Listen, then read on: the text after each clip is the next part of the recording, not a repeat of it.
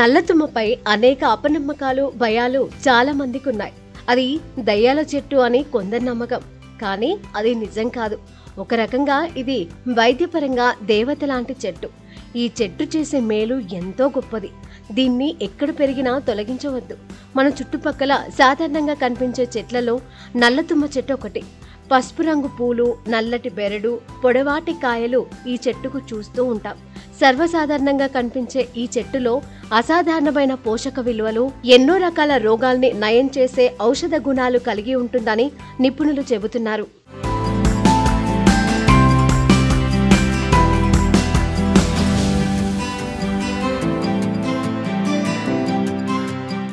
అనేక ఔషధ గుణాలు కలిగిన ఈ చెట్టు ఎన్నో రోగాలను నయం చేయడంలో సహాయపడుతుంది. ఈ చెట్టు నుండి వచ్చే కలప నుండి ఎన్నో రకాల వస్తువులు తయారు చేస్తారు.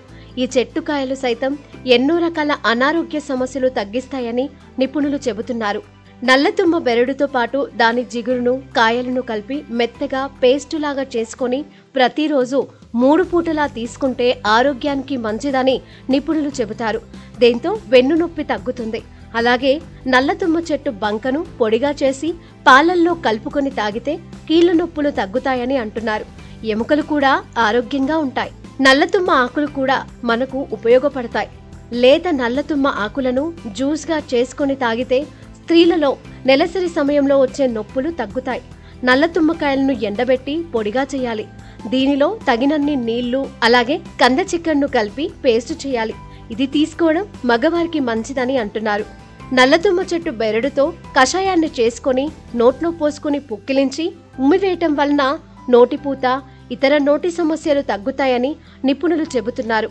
తుమ్మ ఆకులను వాము, జీలకర్ర కలిపి కషాయంలా చేసుకుని తాగటం వల్ల డయేరియా సమస్య తగ్గుతుంది. ఈ విధంగా నల్లతుమ్మ చెట్టు మనకు ఎంతగానో ఉపయోగపడుతుంది. నల్లతుమ్మలో కనబడని దయ్యాల సంగతి వదిలేస్తే కనిపించే వైద్య దేవత లక్షణాలు చాలా ఉన్నాయి.